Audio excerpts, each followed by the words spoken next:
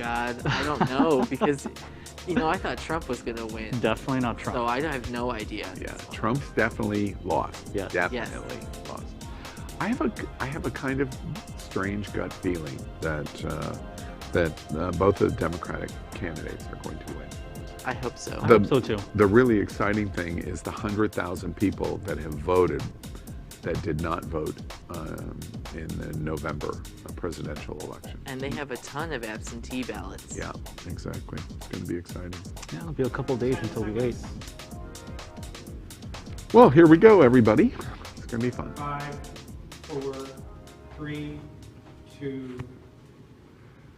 Well, welcome to Queer News Tonight, the world's first and only LGBTQ daily evening news. It's time to queer up the news. Tonight, we are going to report that from Jeffrey Sanker's White Party Puerto Vallarta, circuit queens vow revenge after being outed for attending the potential superspreader party in Mexico. And in the Big Finish, we discuss Freak Show Florida, as Florida counties are now using Eventbrite to schedule COVID-19 vaccine appointments. You can't make this stuff up. In the Big Finish, West Hollywood wants to name their library after the late RBG for being an icon for LGBTQ people. And tonight, we take the first look at Supernova and Doom lovers Colin Firth and Stanley Tucci. And in the Big Finish, we found out what Trump plans to do on January 20th, Inauguration Day, and they may be to flee America. So good evening, LGBTQ world. It's 7 p.m. Tuesday, January 5th, and we are literally out of the closet and into the headlines. So many of your important stories we are going to tell this evening on Queer News Tonight. The world's first live daily queer evening news show. Out of the closet and into the headlines on Q News Tonight. Well, thank you for joining Queer News Tonight. This is a live, unedited LGBTQ evening news show. Whatever happens, you will see it. This evening, we bring you the news of and a perspective from representing the LGBTQ community from South Florida, America, and across our world. I'm your Queer News Tonight anchor, Al Ferguson. Tonight, let's welcome anchor Gordon Woodworth III. They identify as a pagan and are genderqueer, non-binary. They are currently a data entry and triage specialist at the nonprofit organization Broward House. Good evening, Gordon. Thanks, Al. I'm glad to be here. And if you aren't watching the news, check out #DefendTheSacred. It's a very serious issue happening right here in Florida. Next, let's welcome Cal Gajraj. He is an award-winning international marketing and public relations consultant, helping both nonprofit and for-profit organizations with multifaceted executive management in branding, publicity, and fundraising, including local and global initiatives.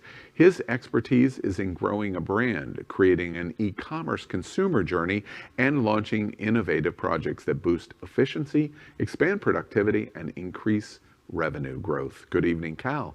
Good evening. All right, well, let's get right started. Tonight, we begin with the queer headlines.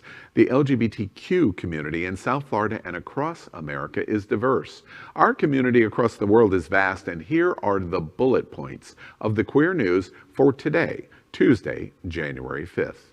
Let's begin by queering up entertainment. Colin Firth and Stanley Tucci are doomed lovers in Supernova trailer. If anyone was going to do gay face in 2021, these are the actors to do it. Colin Firth and Stanley Tucci, straight men who have both played some iconic LGBTQ characters over the years, have joined forces to star in the heart-wrenching gay drama Supernova. The groundbreaking film premieres January 29 in theaters and February 16 on demand. Be the first to watch this. I'm on the edge. All right, if you had one wish in the world, what would it be? I wish this holiday wouldn't end. So, can you tell that it's gotten worse? I'd like to make a speech. Well, maybe Sam will do it for me. I'd love Why don't to. you do it for me? Now, as most of you will know, I am slowly losing my ability to remember. And I definitely wouldn't be here if it weren't for this man next to me. I want to be remembered for who I was, but not for who I'm about to become. I'm not crying, you're crying! I so want to see this. I know it's going to make me cry. These are two fantastic actors, and I can't wait to see this film. I'm curious, do either of you have any reaction that it's straight actors playing the gay roles? Does that have any effect on you at all? Well, I knew you were going to hope that I was going to say something about that. To be honest, I don't feel as seriously about this as I would for say race, because we have plenty of gay people playing straight people all the time. I know it's not exactly the same, but it's not like we're not getting jobs for being gay. So let's focus on the issue at hand. Yeah, and Cal? I think it's about portraying the story, and I think that's what this is about. Yeah, I can't wait to see it. They are magnificent actors, and Stanley Tucci, damn, I wish he was gay. All right. Next, we're going to queer up gay culture. Vaccine appointment turns into an unexpected marriage proposal. Let's face it, we have seen every possible imaginable surprise proposal. But this week we witnessed something new for the LGBTQ community. And we have a COVID-19 and a vaccine to thank for it. When registered nurse Eric Vanderlee was tasked with administering a COVID-19 vaccine to his boyfriend, Robbie Vargas Cortez, an emergency medical service supervisor, he couldn't have predicted how it would play out. Vanderlee is from Canton, South Dakota. He and Vargas Cortez both work for Sanford Health, and Vanderlee has been busy administering the vaccines to frontline health workers. This particular session took place on December 23, 2020. Sanford Health shared the video footage on Facebook on New Year's Eve, prompting thousands of shares and hundreds of comments. Everyone at Queer News Tonight loved this moment of hope. Watch this. Roll me.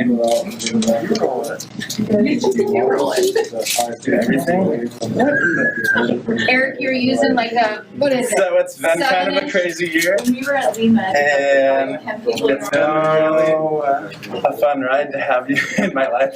So I just want to know. Oh my God! Is this happening? Did you guys know this is? Oh my God!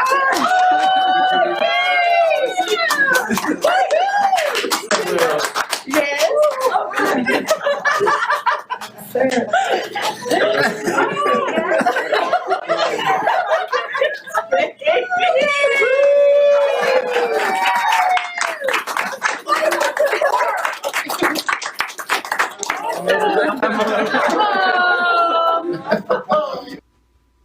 Next, it's time to queer up gay culture.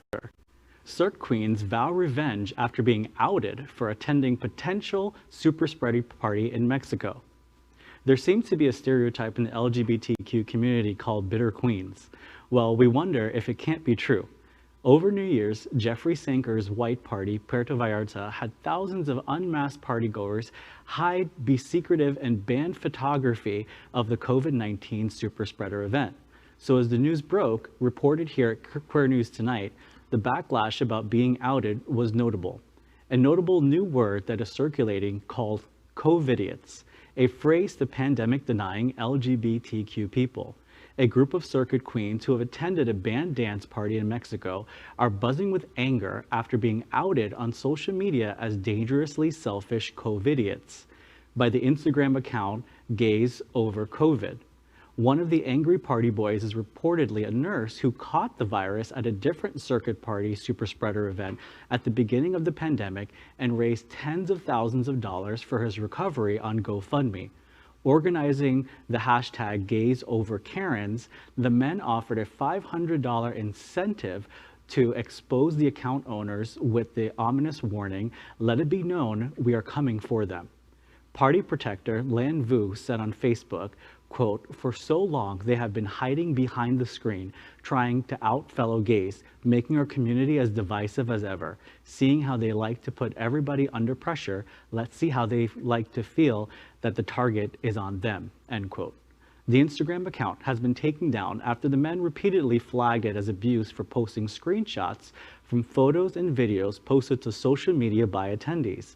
Multiple new accounts quickly sprang up to replace the old one as other users vowed to continue the campaign to shame the men willing to gamble on other people's lives so they can do drugs and have sex to the beat of dance music. Mike Schultz, the nurse who made national headlines after spending almost 2 months in the hospital after catching the virus at the Winter Party Circuit Party here in Miami earlier this year, has joined forces with the COVIDiots apparently.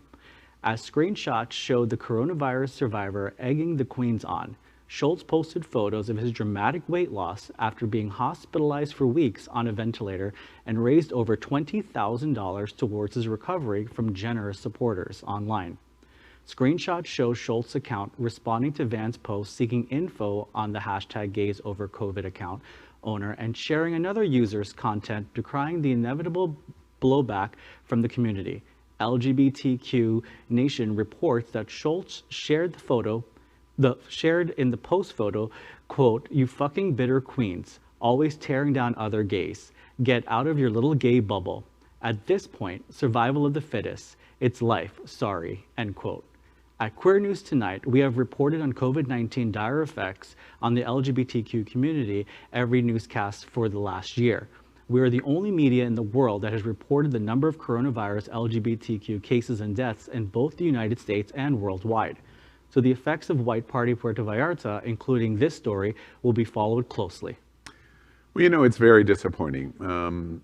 This story is evolving in terms of the backlash that has taken place over New Year's in Puerto Vallarta, especially in California. Los Angeles County is the epicenter of the entire world for COVID, and approximately it's estimated 60% of all of the guests at the circuit party were from California. This particular story is distressing to me because it reminds me of so much of what we watched and reported on at Queer News Tonight all through 2020, which is the bitter fake news denial kinds of arguments that were made by many of the Trump loyalists and supporters.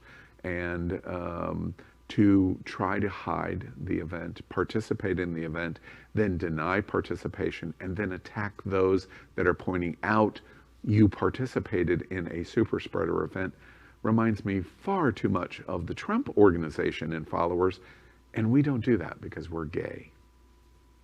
Yeah, I mean, they were showing their asses on that boat, but they certainly were showing their asses online to the world with this whole situation. I mean, it's pretty hard for you to sit there and say that, you know, people coming for you are in a bubble when you yourself are in the biggest bubble that's just about to be popped, because you're just honestly the epitome of all of the things that are terrible in our culture. These are people benefiting from everything our community has built and then just shitting all over it and putting people's lives at risk in the process. And I'm glad that you mentioned fake news, Al, because that story of the nurse getting sick and coming back from all that is a perfect example of exactly what you're talking about. This guy didn't even learn his lesson. He was near death and he's still out here doing that.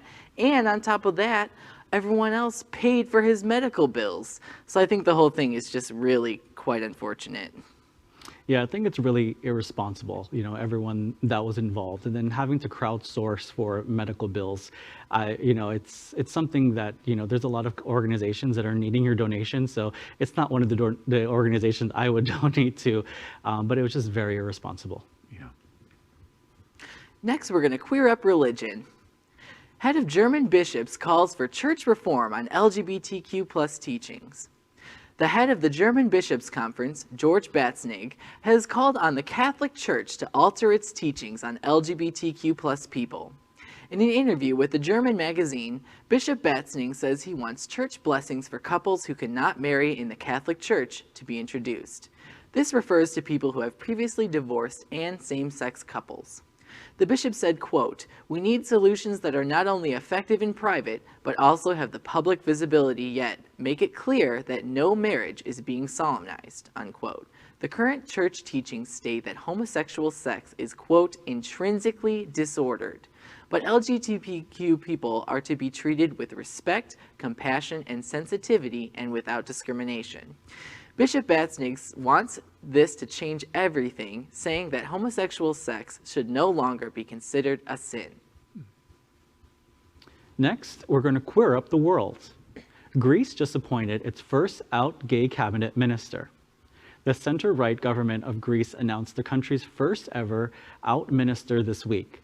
Prime Minister Kyriakos Mitsotakis appointed Nicholas Yatromanolatzes as the new Deputy Minister of Culture. The 44-year-old native of Athens had previously served as the Culture Ministry's General Secretary.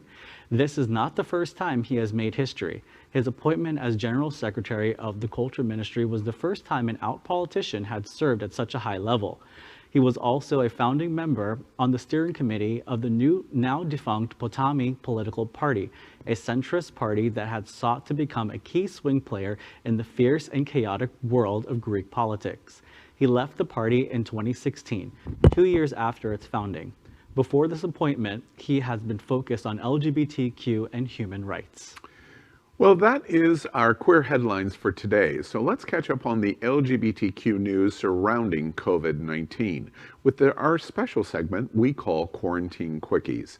Tonight we report on the devastating effect coronavirus has had on the American and worldwide LGBTQ community in total number of cases and in deaths.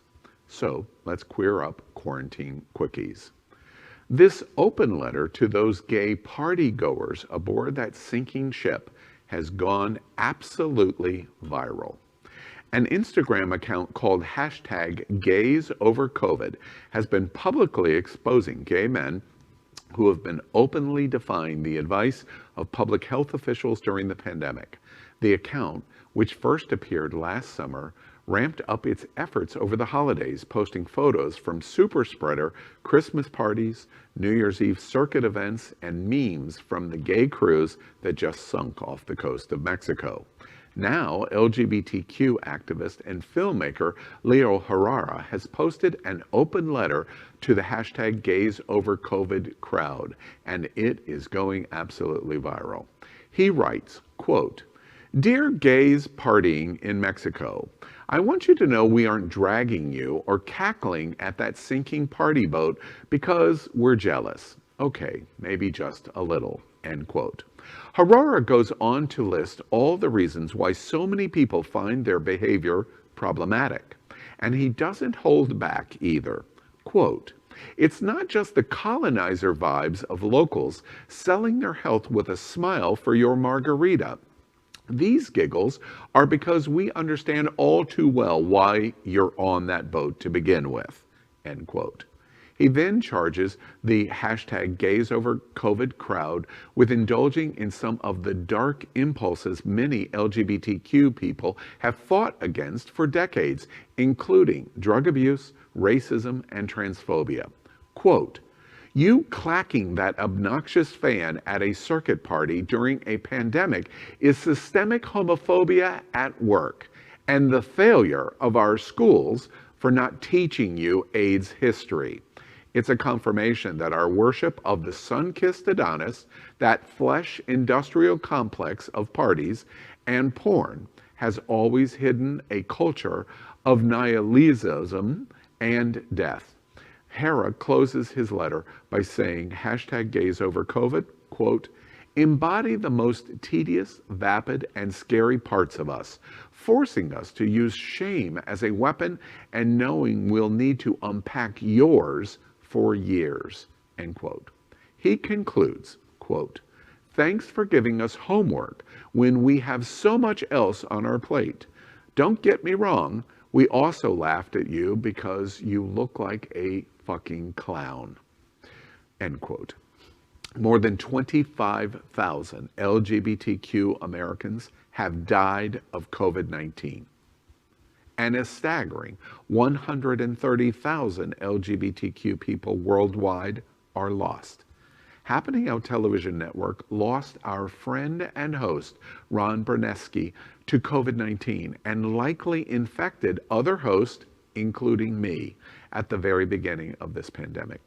Queer News Tonight has reported on COVID-19 on every single broadcast for a solid year and have weekly Q's and A's with Dr. Howard Grossman and do this daily segment called Quarantine Quickies. We draw attention to hashtag gays over COVID because they literally become the picture that is worth 1,000 words. Wash your hands, socially distance, and wear a mask. I just don't get why younger gay people aren't listening to what's being told to you by the elders. They're telling you to wear a mask and stay distant now so they don't have to stitch your name into a quilt later. Okay, so it's really important that we just cut it out. And also I want to say that I really appreciated Leo Herrera further commenting on this post later where he said he wasn't here for any of the no shaming noise that he's hearing, and I really agree with him because I think that if anybody is going to deal with problems we have in the LGBTQ community, it has to be dealt with by people who are members of the community, and if shame has to be the weapon to do it, then so be it. Right, and it's, you know, it's the same thing. It's like new year, new me, but it's new year, same me, because people are still doing the same mistakes over and over again. And we're not going to progress, we're not going to get better until people start abiding by these CDC guidelines. The whole point of this interesting conversation that is going on in this hashtag at Instagram is look at the number in the bottom right-hand corner. 25,349. These are LGBTQ deaths. We're not talking about the overall death number, which is dramatically higher, somewhere in the neighborhood of about 365,000 in the United States. Those are our brothers and sisters in our LGBTQ community, including a host from this network. We've got to start paying attention. Well, that is our COVID-19 news for tonight. Next Q News Tonight is proud to support our local South Florida 501c3 nonprofit organizations and charities. And tonight we are pleased to feature Care Resource. Care Resource is a nonprofit organization and a federally qualified health center with 4 facilities including Miami-Dade, Little Havana, Miami Beach, and Fort Lauderdale. They provide comprehensive health and support services to address the full healthcare needs of our pediatric, adolescent, and adult populations, taking their model of excellence and expanding it to include not only those with HIV, but all of South Florida's diverse communities. Joining us tonight from Care Resource is Jonathan Welsh, a University of Miami graduate and serves as the current Associate Director of Communications and Development at Care Resource since 2014. Jonathan is here to tell us a bit more about Care Resource and share some of their services that they provide to our community. Welcome, Jonathan, to Queer News Tonight. Thank you, Al, for the opportunity for me to be here today. And you read that boilerplate so very well. Thank you very much for doing that. I've known Jonathan for quite a while. Jonathan, I want to jump right into Care Resource. It's one of our most important health 501c3 providers here in South Florida. Great model for the rest of the country. But I would imagine we're starting the first days of 2021. I would imagine 2020 was quite a challenge for Care Resource. How did you respond to it, both in terms of services and marketing and keeping your presence going? Well, I could write a book about it because it was such an experience, a good experience. But if I could put it all together in a couple of words, we worked quickly, we worked smartly, and we worked as a team at Care Resource. The team at Care Resource, we're built tough. A lot of us have very diverse backgrounds and we bring a lot to the table. But what's interesting is when COVID appeared on the scene, we had to change gears right away. So we had to change how we serviced people in a way that was safe, in a way that we could still get people care. So regarding HIV, we made it a point to create an at-home testing program where you can get a no-cost HIV test from the comfort of your home. And And that's pretty neat because it's not just an HIV test, because when one receives it, one could opt to also receive full counseling and a testing session virtually with Care Resource. So we were able to do a mobile testing, at-home testing program, and we were able to also capitalize on telehealth. Instead of coming to our offices, we had to really move quickly and get everybody trained on telehealth. All the providers, all the people who work at on the front lines, we had to get them trained, and we did it. And we did it quickly. And so as a result, we were able to still provide full access to care. So then we went a little further. We're like, okay, we're doing at-home testing, great. Okay, we're doing telehealth, great. What else can we do? And then we're like, how about PrEP? Yes, people still need their PrEP and their PEP services. So we're able to provide consistent access to those prevention and treatment methods, and we developed a hotline for that. So now, if one needs access to that, there's a hotline, and we can get it to them toot sweet. Jonathan, I want to interrupt you a moment to say at Queer News Tonight, we have reported a lot. We made a very significant commitment to telling our especially LGBTQ community 501c3 stories, because we reported that through COVID in 2020, a full half of the 501c3s in the United States faced closure. And one of the things that I hear you talk about at Care Resource, which I think is really interesting, is when COVID hit, Care Resource made a dedicated commitment to make change in the environment that we were facing in COVID.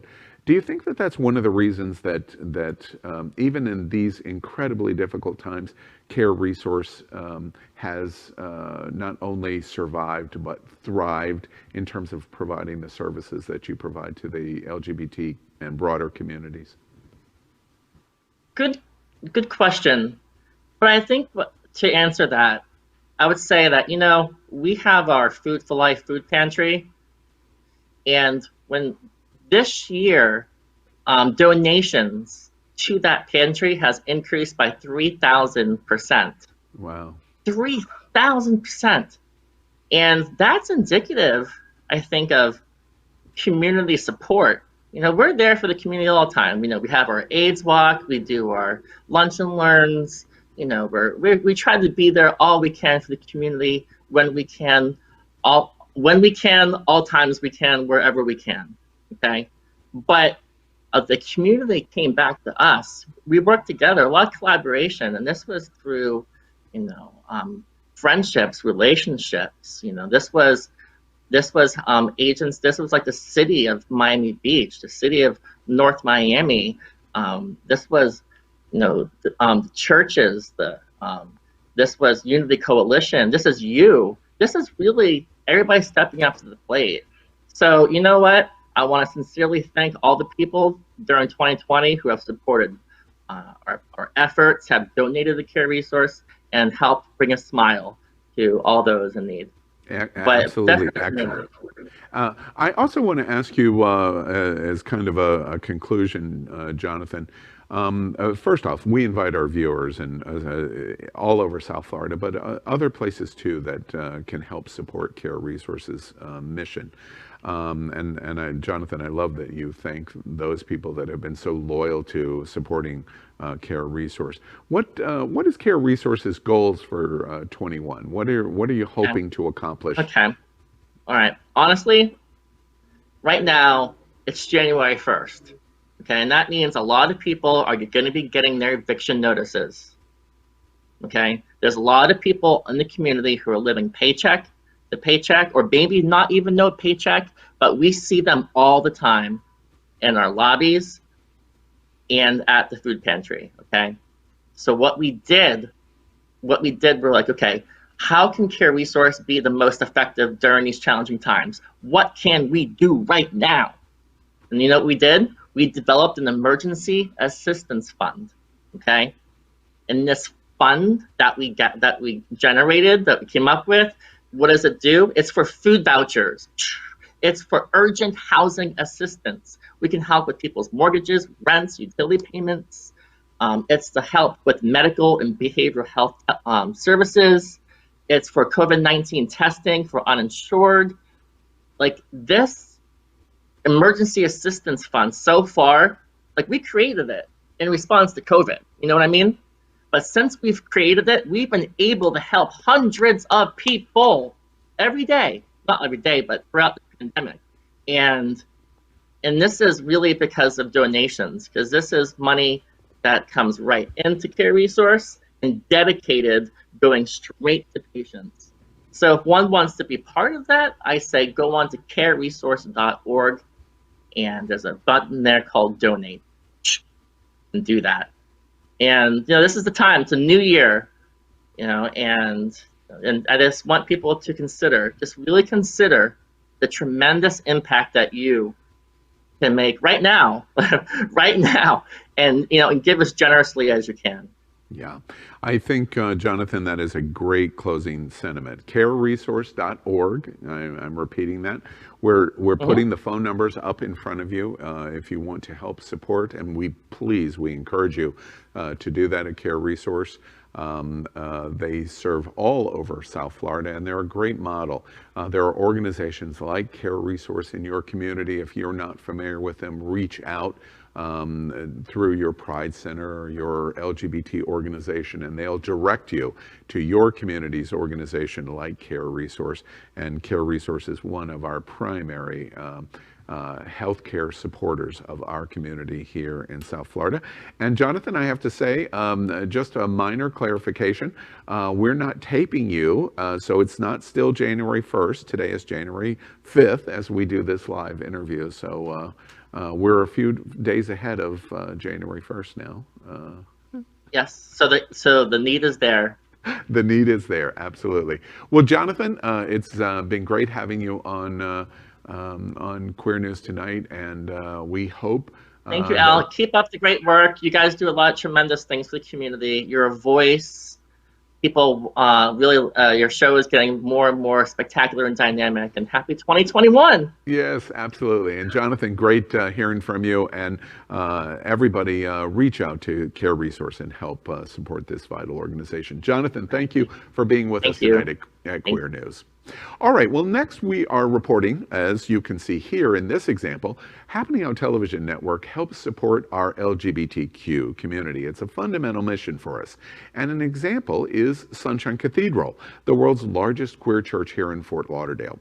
We are broadcasting from our permanent set in supporting that partnership. And the network broadcasts the largest LGBTQ religious broadcast in the entire world, with more than 30,000 people watching every Sunday at 10:30 a.m. Eastern, and it's totally live.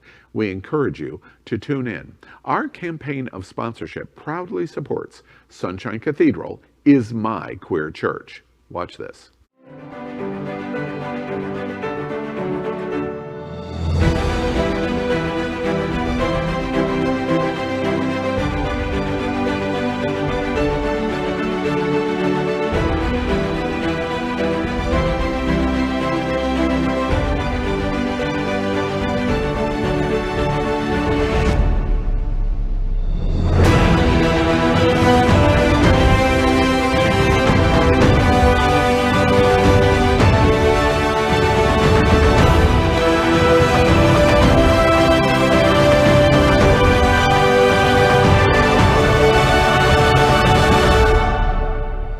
This is Damian Pardo, and I'm the chair of Forward Miami, and Sunshine Cathedral is my queer church. We'd also like to thank our set designer, Concepta Modern Living, here in Fort Lauderdale for making this set in this amazing queer church campus possible. Finally, we thank Queer News Tonight's hotel sponsor, Best Western I-95 Fort Lauderdale. This is the closest and best choice to the famous Wilton Drive, and our hosts and guests stay at this LGBTQ ally partner. We encourage you to stay here when visiting South Florida. Well, welcome to Q's Q&A of LGBTQ health and pandemic. This segment is unique in America, answering your LGBTQ community questions about our unique health needs. We are proud to have Queer News Tonight health anchor, Dr. Howard Grossman. He's an American pioneer in HIV/AIDS medical treatment and was the executive director of the American Academy of HIV Medicine. He is a nationally recognized medical expert and proud member of our LGBTQ community. Good evening, Dr. Grossman. And before we move to this week's viewer questions, good evening, Howard. And big news, lots and lots of COVID-19 news this week. We want to start with your thoughts before we get into questions. Anything that you want to bring to our attention and the attention of the community before we jump into our questions? Well, thank you, Al, and and Happy New Year. Thanks for promoting Care Resource. I think they're a really important organization in our community, and I'm not sure that everybody understands what a federally qualified health center is, but these are neighborhood community health centers that offer lots and lots of services, help take care of lots of uninsured patients, and they're a very important part of the federal Healthy People 2020 campaign. But Care Resource does a lot of really good work, so kudos to you for helping support that. I have to talk about the Puerto Vallarta thing. Clearly, these kind of things really shouldn't be happening in the time of the pandemic. I know Leo Herrera real well. We worked on an art project trying to overturn the blood ban against gay men. And Leo's an amazing filmmaker, an amazing guy, and very outspoken, very sex positive, very LGBTQ positive, a real fighter. I do have to say, though, that in medicine we learn that shaming never works. Shaming people does not end up changing behavior. It just drives it underground, whether it was HIV shaming or other things. It's education, and it takes a lot of hard work to educate people. And unfortunately, gay people are not necessarily any smarter or less selfish than the rest of the United States. We can't. I don't. Like I said, I think shaming just is not a good health platform. I want to ask you about one of the people that is in this back and forth that is going on online, of the person that contracted COVID early in the pandemic at Winter Party, raised that money through the GoFundMe and was at the White Party and defending the White Party. What do you make of that? Because that is that's the lightning rod personality involved in this. Well, there was another doctor that has been promoting COVID restriction and being careful and vaccines and all of that. To me, what's bad there is the hypocrisy. Okay, so it's not that these people are going and partying, but it's that they're out there supposedly being leaders and giving advice, and they don't walk the walk. They talk the talk, they don't walk the walk. And I think that's really unfortunate. And that kind of hypocrisy deserves to be called out. Was this the nurse who he needed the money? I mean, look at what he looked like after getting off a respirator. It was awful. He probably thinks he's immune. And so he feels he can do these kind of things. But, you had it, I had it. We still wear masks. We model good behavior. And I think, if you want to be a leader, then you have to put your money where your mouth is. Yeah, literally, literally. All right, well, let's jump right into the viewer questions we have this week. And Cal, we're going to start with yours. So our first question from our viewers: Florida Governor DeSantis has effectively handed vaccine distribution management to hospitals. Is that a winning strategy? Oh, this whole thing is, if you'll pardon the expression, a shit show. Yeah. And it starts from the very top. So the federal government should have organized this entire thing. There should be consistency across all 50 states.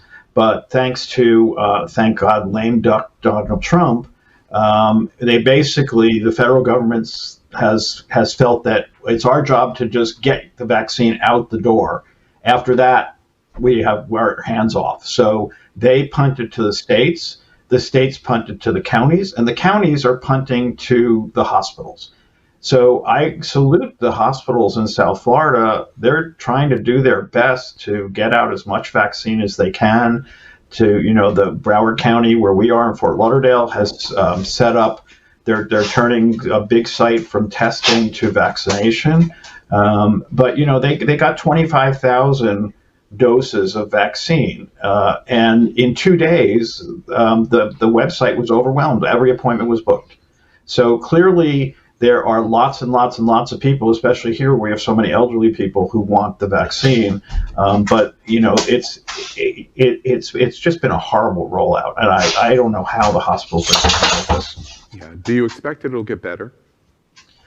I think from what I understand, Biden and Harris have a plan for distribution that will be national. And I think 2 or 3 weeks after inauguration, we're going to see that thing go into full swing. Yeah, and one other related question about the vaccine itself, I would be remiss if I didn't say you had COVID. You had it in front of me even. And have you had the vaccine yet? I had my first dose of vaccine about 2 weeks ago. And what was that experience like? I didn't have a bad time. I think, we've heard some stories that the older people are, the less problems they have, that younger people, for whatever reason, are more prone to have a reaction. I had a sore arm for a couple of days, not unlike the tetanus shot. And I was achy the night of I got the vaccine, but after that I was fine. Now, some of the younger guys in my office had much more severe reactions. One of my staff had a really bad headache for 3 days. One of my colleagues up in Fort Pierce had the same thing, very, very bad headache. And these are not people prone to headaches. So, but they got over it. And I've heard from some people that the second vaccine, they didn't have the same problem. And so you had COVID, you've had the vaccine, right. Having both of those experiences and what you've seen in your clinic, you're still pro and encourage the vaccine. Oh, absolutely, absolutely. We talked a lot early on about the fact that this seemed to be rushed, that we didn't really have data in our hands. But I think anybody can go to the FDA website and see the data that Pfizer and Moderna submitted, and it's really impressive. Yeah. It's really impressive. I think they've done a kind of an amazing job at fast forwarding all of this. Yeah, excellent. All right, Gordon, let's go to you. I'm under 65, so I have to wait a while to get the vaccine. Does my HIV positive status qualify as a reason to move ahead of others in my age group? It probably does. So the vaccine rollout, at least as recommended by the CDC, was healthcare workers first. They recommended to do essential workers second. And, that actually makes sense, because if you're an essential worker and you get sick, you will spread it to lots and lots of people. Our governor, probably to shore up the elderly vote, decided to reverse and put people who are 65 and over first. And I think we really do need to protect our elderly. But if that one person gets sick, they're probably not going to affect a lot of people. Whereas the worker in the nursing home, who it takes care of dozens of them and then goes out in the society, is much more likely to bring the disease in. And so, just number-wise, I think that was a dumb decision. But anyway, so it's the essential workers, 65 plus, and then comes 18 to 64 with illnesses. With significant illness. So HIV will probably count that. Now, is that valid? I think most people with HIV have very intact immune systems, are not really at increased risk. I think people who have maybe low T cells might be at more increased risk, but I think that's the way it's going to go. And that's going to include hypertension, people with diabetes, all of that. Yeah. Okay. And Cal, our final question. And our final question, has antibody testing become any more reliable or meaningful than 6 months ago? easy answer is no. Basically, to go back to what we talked about before, the current antibody testing tests for the nucleocapsid antibodies. So the antibody against the core of the virus, which is not the neutralizing antibody. So a positive antibody test just says that you had an immune reaction to the virus, but it's not. Those aren't the protective antibodies. The protective antibodies are antibodies against the spike protein, that golf tee that sits on the outside of the virus that's floating around behind Al's head. That's a different antibody. Those antibodies actually appear to persist for at least 6 to 8 months after infection, but that's not the antibody that's being tested. Mm. Okay, excellent. Well, and just one final observation in terms of vaccine. We're sitting here on January 5th. The rollout hasn't happened in the way that we were optimistically hoping it would 3 and 4 weeks ago. Do you think by sitting February 5th, we're going to feel more comfortable about how the vaccine is being deployed? Yeah, I think once the new administration's in, I think you're going to see a full scale up. You're going to see the marshaling of companies to produce protective equipment. You're going to see, I think, a greater marshaling of resources to produce more vaccine. I think the companies have done a great job of doing what they can do without government assistance. But this is something this is why we have a federal government. Yeah, exactly. That's the soundbite. This is why government is necessary. Right. Moments like this. Al, you and I remember the polio vaccine. We're old enough to remember that everybody in the United States lined up at churches, at schools, at everywhere that you could get it to get that vaccine. And people, polio, we had campaigns. People knew how serious polio was. There were pictures of people in iron lungs that was devastating. People knew what the effect of polio was. They were scared every summer for kids. Yeah, that's what we need. And I think especially in communities of color, there's tremendous amount of suspicion about this vaccine and about how fast it came out. We really need a public education campaign that reminds people how serious this is and how protective these vaccines are. Yeah, absolutely. Well, that is tonight's Q&A on LGBTQ health and this pandemic. We are here every Tuesday with Dr. Howard Grossman to answer your questions. Do you need medical assistance? And of course you do. We encourage you to contact Midway Specialty Care Center with 10 locations in Florida, and especially contacting Dr. Howard Grossman here in Wilton Manors and all across South Florida. Thank you, Howard, and Happy New Year's again to you. Same to you. Well, we're going to end tonight's broadcast with the big finish, and that's today's silly or news that entertains the LGBTQ community. In the big finish, West Hollywood has announced that they want to name their library after the late RBG for being an icon for LGBTQ people. I love this because she truly was. I just wish it was like a women's history library also, because though she was a huge advocate for the gay community as a whole, she was really a huge advocate for women and women's rights. So I think we should acknowledge that as well. Mm. And I know there's been some pushback with the city council regarding the renaming. And basically, the folks who are against it think that it should be renamed for someone who is from the community. And has served the community for years, versus RBG, who is rumored to not have even visited West Hollywood.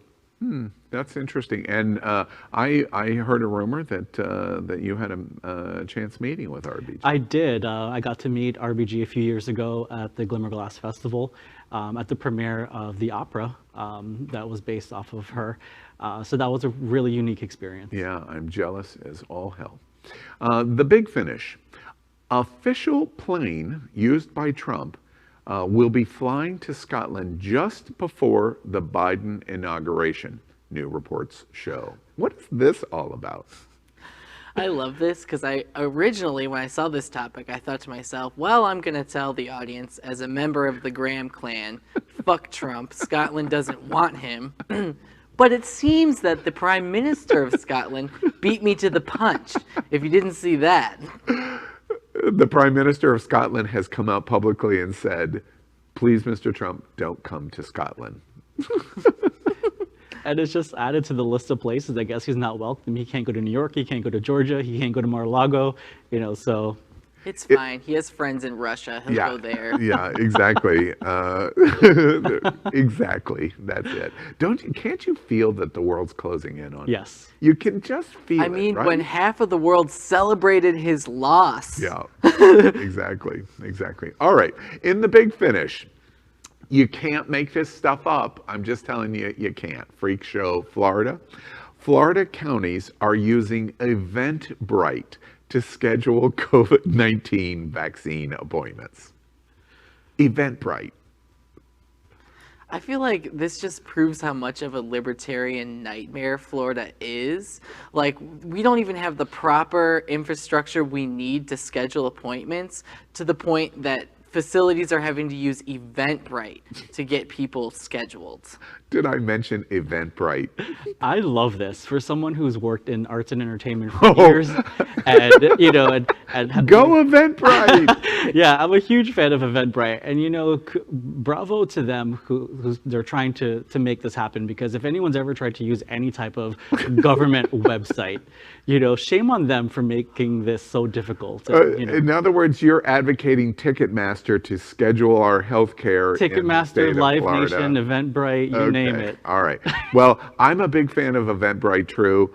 Also, I'm just not a big fan of the governor of Florida. You're an idiot, dude. Well, that is today's news for the LGBTQ community on the world's first and only daily LGBTQ evening news show. Is our community important to you?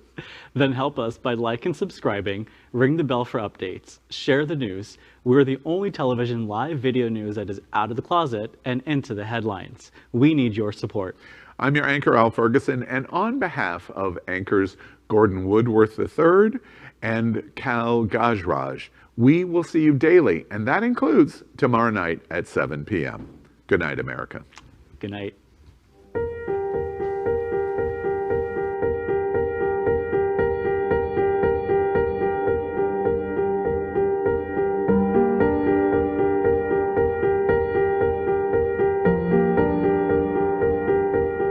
Would you like an HIV test from the comfort of home? Care Resource offers no-cost rapid HIV testing for those who qualify. To learn more about at-home HIV testing, visit careresource.org/home testing.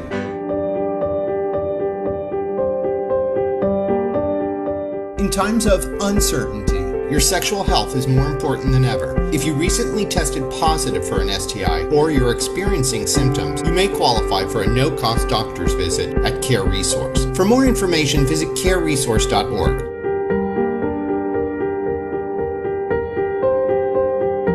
During these uncertain times, we want you to know your local community health center is here to help. Care Resource is offering telehealth visits to new and existing patients from the comfort of your home, office, or mobile device. Call us today or visit us online at careresource.org.